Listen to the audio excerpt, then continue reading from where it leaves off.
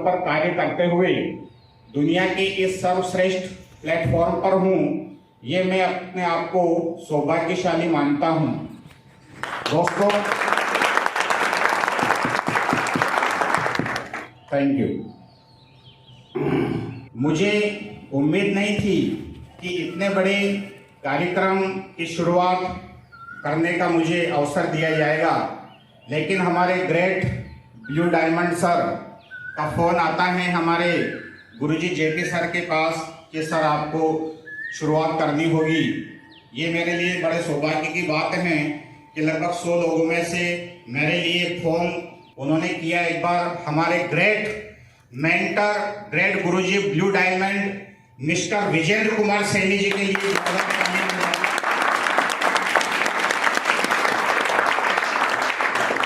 बहुत बहुत धन्यवाद।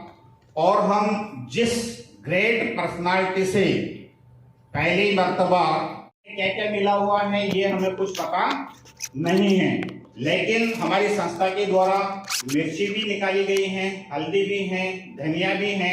हम उसे यूज करेंगे, शुद्ध चीजों को यूज करेंगे तो हम कई सारी बीमारियों को दूर रखेंगे। तो दोस्तों, इतना ही मेरा कहना था। आप सभी इस 2 दिन के सेमिनार पर यहाँ पर पधारें और आप इस 2 दिन की अवधि में वो चीज सीख करके और लर्न करके जाएंगे जो आप फील्ड में अप्लाई करेंगे। इसी के साथ मैं हमारे जो ग्रेट मेंटर हैं, ऐसे जो निर्दयी लोग हैं, मुर्दे से और गरीब लोगों के शोषण से पैसा कमाते हैं, आज ऐसे जो हॉस्पिटल हैं वो 5 स्टार होटल से कम नहीं हैं। लेकिन हमारी संस्था ने जब कोई डॉक्टर मना करता है कि इस बीमारी का यहाँ से एलोपैथी में कोई इलाज नहीं है, होपलेस हो जाता है, बीपी, शुगर, किडनी, लीवर, मोटापा, ढेर सारी बीमारियों से वो लदे होते हैं और हॉस्पिटल और डॉक्टर के चक्कर काट काट के परेशान हो जाते हैं। और जब हमारा कोई फाइटर मिलता है तो बताता है कि ये बीमारी तो हम गारंटी से आपकी ठीक करेंगे। तो एक ऐसा प्लेटफॉर्म जिसमें आयुर्वेद कोई आसान आयुर्वेद नहीं है, ऐसा आयुर्वेद जो 5000 साल पहले हमारे जो ऋषि मुनि हुआ करते थे, जो आयुर्वेद के ज्ञाता हुआ करते थे, महर्षि चरक हैं, पतंजलि हैं, वाग्भट हैं और भी कई सारे वेदाचार्य, जो इस तरह की आयुर्वेद की जननी हमारा भारत देश, जिन्होंने इस आयुर्वेद को पूरे संसार में फैलाया, लेकिन फिर से इस आयुर्वेद को हमारे देश में भुला दिया गया था।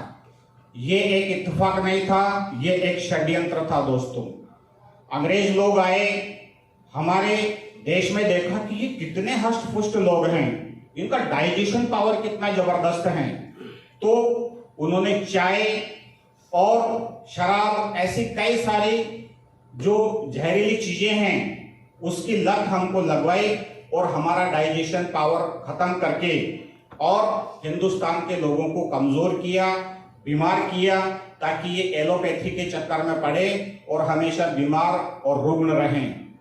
लेकिन हमारे सीएमडी सर ने देखा कि हमारा जो आयुर्वेद है आज मृत प्राय है। आज इसकी पहचान हिंदुस्तान के नाम से नहीं है।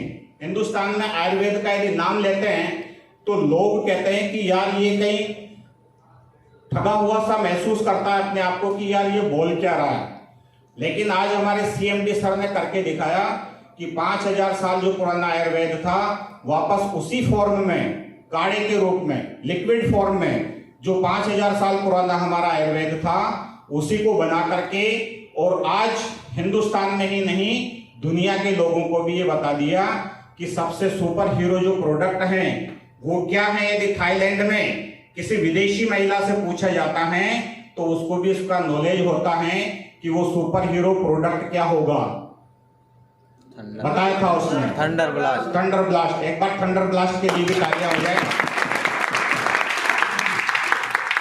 ऐसे ऐसे प्रोडक्ट जो व्यक्ति होपलेस हो जाते हैं कि यार अब यहां से अपना कोई रक्षा कवच नहीं है, ना ऊपर वाला है ना नीचे वाला है, अब तो हमको इस दुनिया से जाना ही है।